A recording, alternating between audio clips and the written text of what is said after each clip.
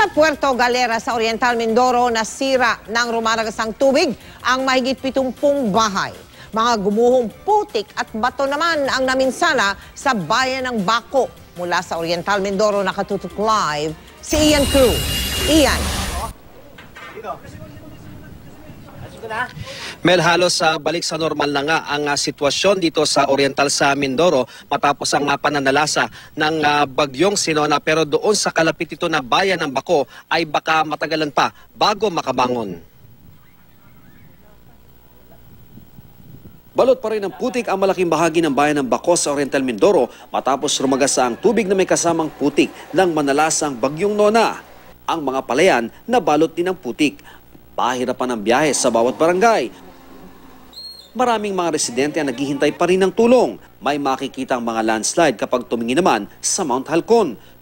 Tumawid kami ng ilog na lumapad daw ngayon at napuno ng malalaking bato na rumagasa nung kasagsagan ng bagyo mula sa gumuhong bundok.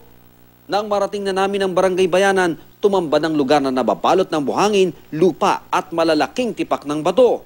Narito na ako ngayon sa sentro ng barangay kung saan nga makikita natin yung lawak ng pinsala. Nalubog yung kapilya, yung tanggapan ng barangay, at itong kinatatayuan ko raw ngayon ay dati raw itong mga bahay, pero wala tayong makita rito kundi mga buhangin, lupa at malalaking bato. Sa bahaging ito naman may mga bahay, pero bubong na lamang yung makikita natin, at ito yung kanilang bago raw na eskwelahan, nalubog din sa malalaking bato at buhangin. Kulang 100 bahay daw ang nilamon ng gumuhong bato at buhangin, mabutit walang napahamak. Ay yung anak ko ay tumakbo para sa akin, ay di sabi niya, "Mama, takbo na tayo, punta na tayo ng bundok." Kaya lahat po ng tao dito, nagkatakbuhan po kami dito sa bundok na ito. At paano kayo nakaligtas? Saan kayo nagpunta? Sa MBSO. Saan yun? Sa bundok. Sa bundok? Ano ginawa nyo dun sa bundok? Nagtago. Bagamat may iba pang bahay na hindi natabunan sa Barangay Bayanan, takot ang mga residenteng balikan ang kanilang mga tahanan.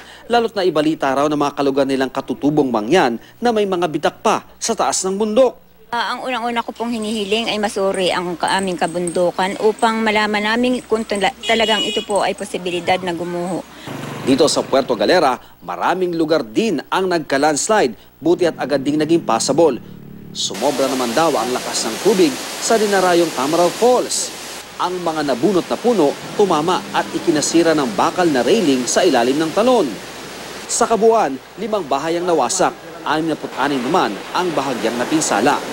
Tinangay ng rumaragasang ilog aninuan ang bahay ni Aling Elsie. Malungkot daw ang Pasko nila lalo't kapapagawa lang noong December 5 ng bahay. Utang ko pa po, sir, yun sa tao. Yun po ang iniiyak ko, sir. Nagdadalamhati naman ang pamilya Raaging na matayang anak na marine engineer na si Ian Christopher. Nag-set up daw ng generator sa pinagtatrabuhang resort ng biktima ng makuryente. Ang plano niya para makapag-aral pa yung mga kapatid, matulungan ako bilang dahil ang tatay niya namatay na din.